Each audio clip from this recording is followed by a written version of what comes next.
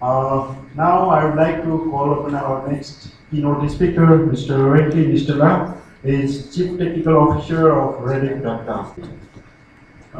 Good evening, ladies and gentlemen. Pleasure to be here in Kathmandu. And my first visit to Kathmandu, and then I'm enjoying a little bit of day with my wife, and then also with the blessings from the first in the morning. When Osama called me and asked me to speak here, actually on the subject of local content, a subject on which we had mixed opinions over the years. Okay, so let me start with let me try and share the opinions here. Before that, for those who are not familiar with our company, let me give you a brief introduction. We are the first in India's first internet business. We started in 1996. Okay, it was a small news site. The reason why the company that started because the founder of the company, Ajit Balakrishnan, wanted to do something innovative. Okay, and those were the days when India was not more for its services. All right, and then later trying to do something creative. Okay, then internet was the perfect opportunity to do that. So let's create a website, a simple website. We also see we create the first website for Prime Minister's office in the country. And now we have 20 million users around the world. Okay, and then I joined the company in year 2000. Okay, and then we saw that there was a promise of scaling up. I just called me over and said, well, we need to expand in infrastructure. I'm an engineer by profession. And then so we need to expand and then we need to go public. And there's more money to do it. So we came in and then I came in and one of the questions that I saw was that I asked him, where do you want to host this service of yours? He said, we want to do it in India because buying international bandwidth, okay, is horrendously expensive. Those are the days when we had to buy bandwidth at $3,000 in Europe per month. All right. We said we will not do any of that stuff, and then we will. We looked around for a hosting site in Mumbai, and then I found on BSNL, and we started our operation. And then I found that there were there was only one ISP at that point. Then when the next second ISP came along, he said, we not would access your services. Okay, so what can we do? We would access your services. So until then, most of our services are accessed by people around the world. Okay, we were noted as a site which first broke the Kandahar story. IC 8.4 hijacked the uniform. And past that, we said, look, you had to reach out to the expectations actually increased. Okay, so we had to do something on infrastructure. We could not give an excuse that the infrastructure was poor, so we had to do something ourselves. So even though it's not our core business, okay, we stepped out and said, look, let's start looking at the infrastructure part of it. Very important to look at that, I'll tell you why. Then we also introduced the same time.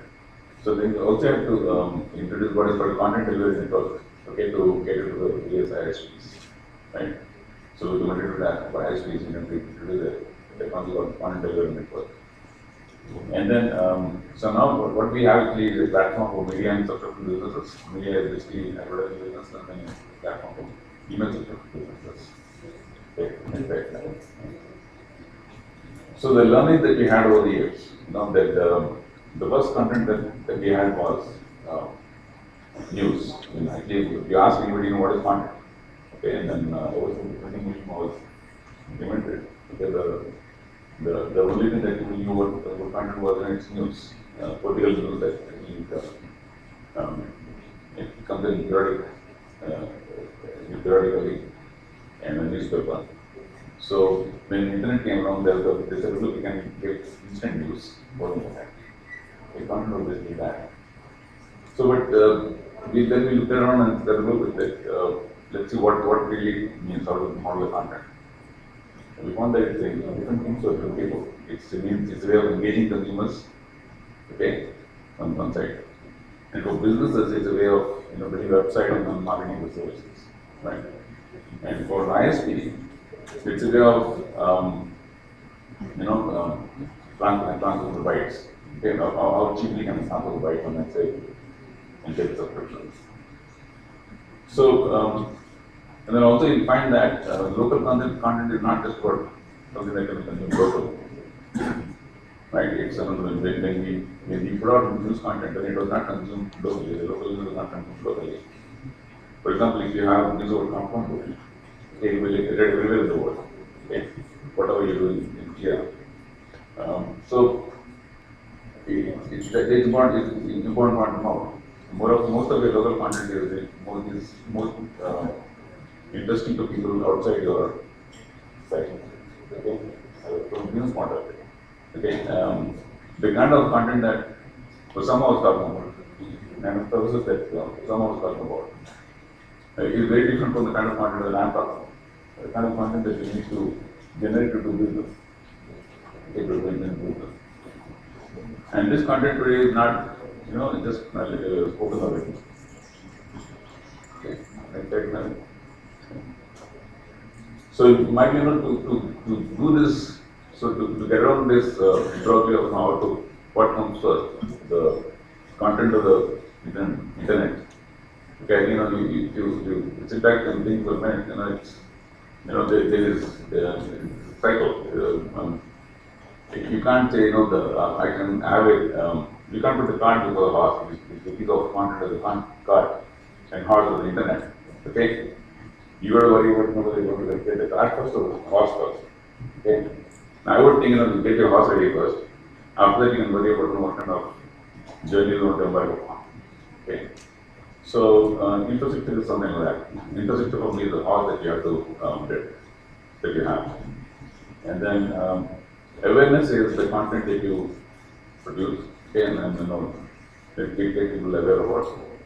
And then if there is need of the content, then people likely also participate. You have the user-generated content and more sophisticated services building up. So the fundamental building block is the infrastructure. Okay, again, if you do not have infrastructure, okay, the modern infrastructure, people will make them and then have bespoke solutions. The missionary NGOs like the Muslims will provide solutions, but that will not reach 90% of the population. That will not be business. Okay. There will be very good examples to use, okay? But you really want to save a generation from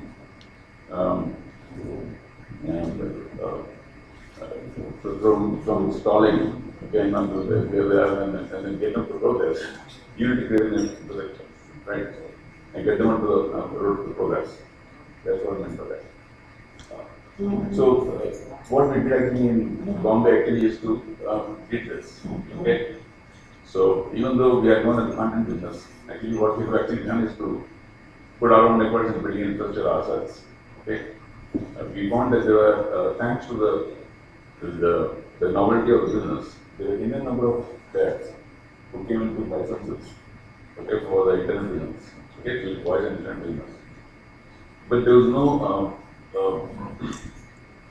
there wasn't really an organized way of getting them to work together. Okay, there were no policies, there were no regulations. We used to get them to work together.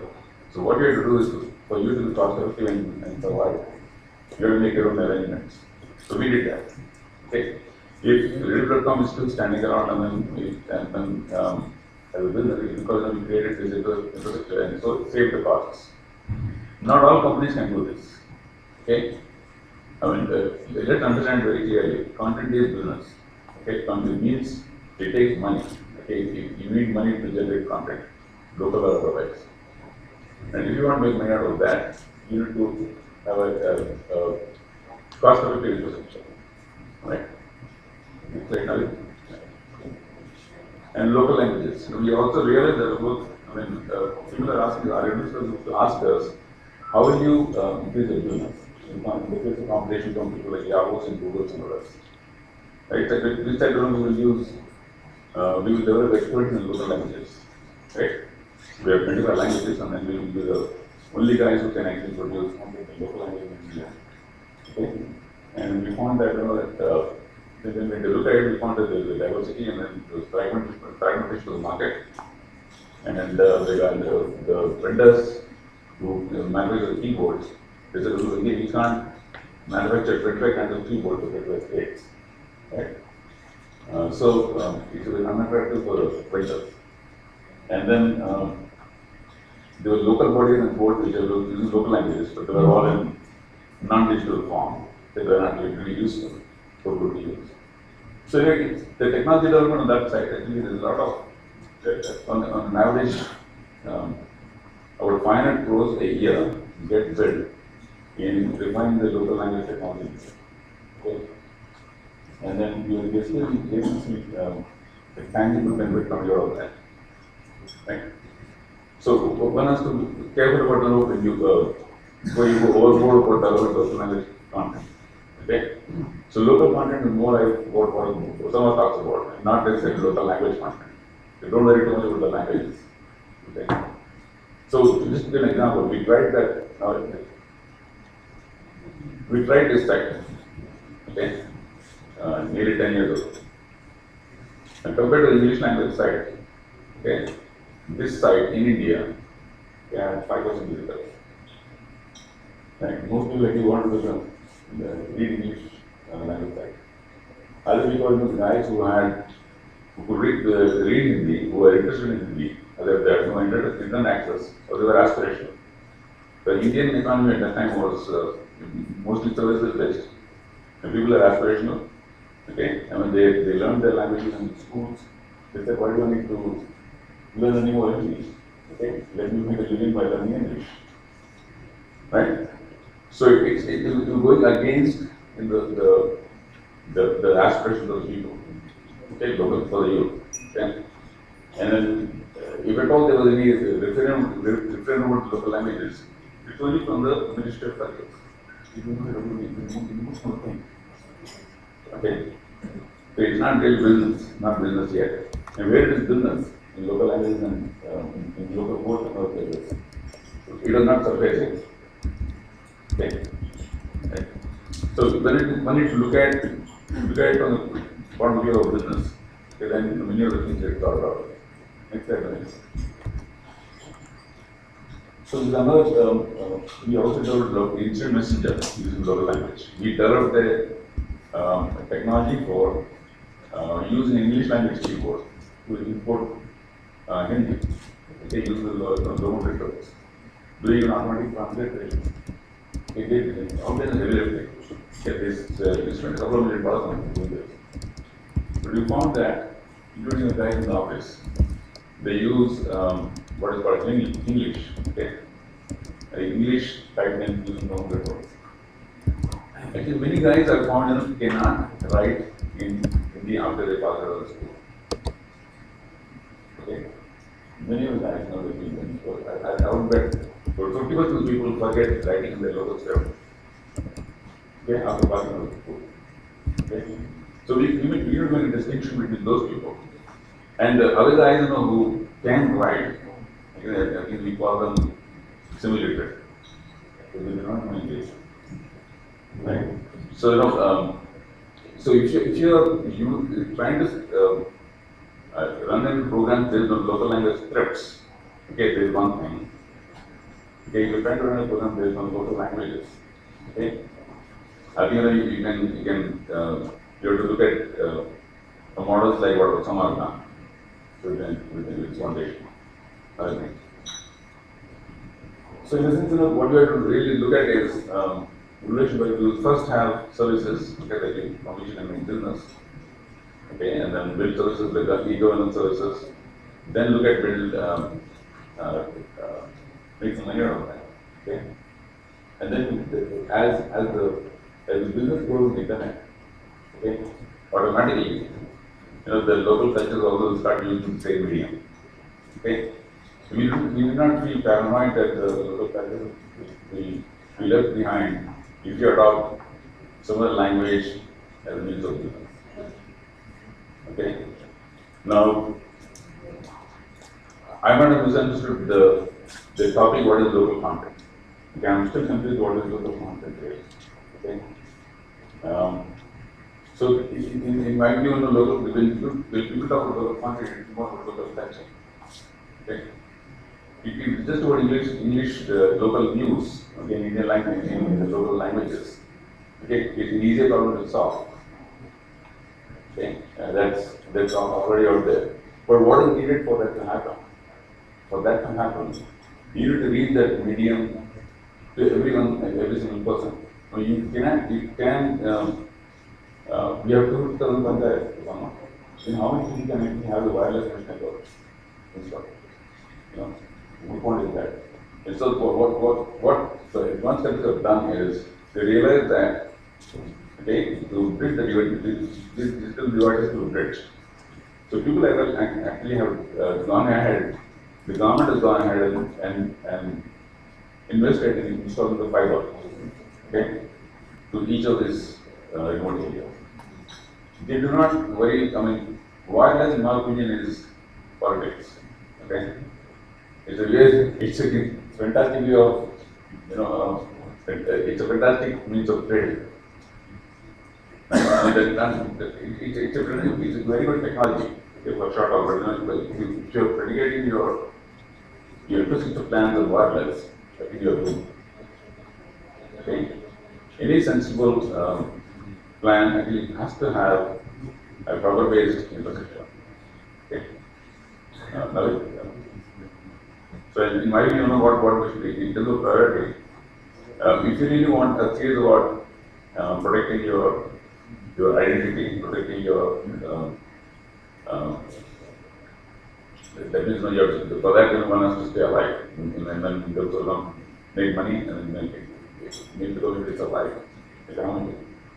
So you start adopting the means that the rest of the world is adopting. Okay, the technology which is current today is the fiber. Okay, the most successful societies that are like in China or South Korea or Australia, in India, you have an ambitious program to fiber to 2,000 panchayats. Okay. Some I don't know if the panchayats use that fiber and they use it later or not. So there is a plan in the next 3 years that all the panchayats will have fiber. In the next 1 year, 100,000, and in the next 3 years, 250,000. So there's an ambitious plan that you have, that people realize that because the wireless telecom carriers will not go to this panchayat because of the economically not feasible. Okay, the only way to do this fiber is like highway. It's a road to the society. You need to have it there. Okay. There can be no negotiation about that. One has to realize that. The policymakers have to realize that. So once the roads are laid, then you have to leave it to the people who do business. And to some extent, the MSME types, the micro and small enterprises types. Okay. There will be people who will be opening the shops along the highway, along those roads. Okay, that's what, and then you have more sophisticated service companies on top of it. Thanks. Thank you.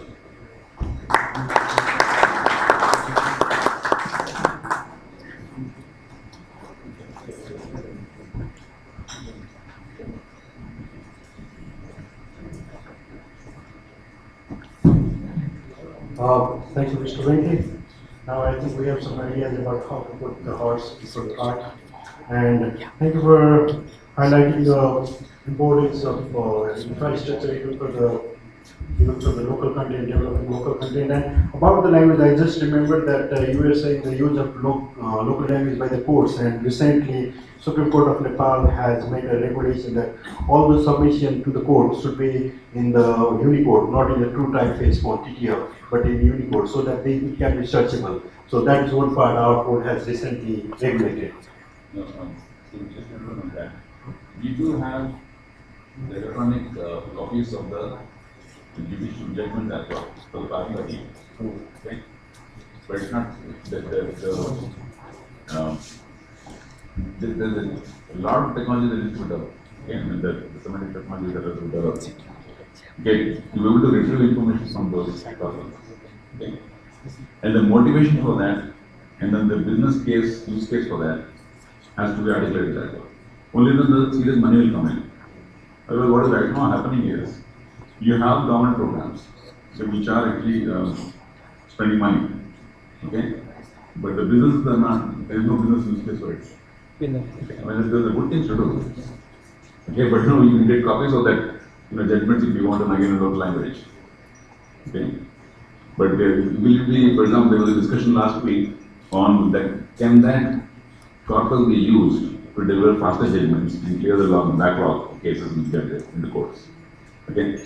So that's all hard work. But before that, you need to have the infrastructure ready, for people to participate in that. That's my case. Thank you for the clarification, Mr. Nishtala.